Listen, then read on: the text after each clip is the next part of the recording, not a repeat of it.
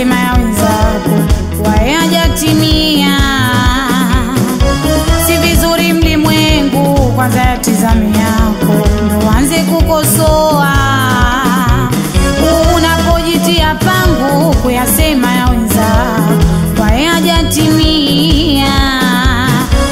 Si vizuri mlimwengu kwanza yatizame yako ndo wanze kukosoa.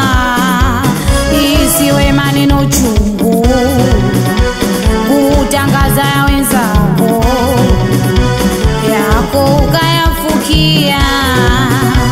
Kelele za nyingu nyingu japo ngoma sio yako, kibwebwe kujifungia.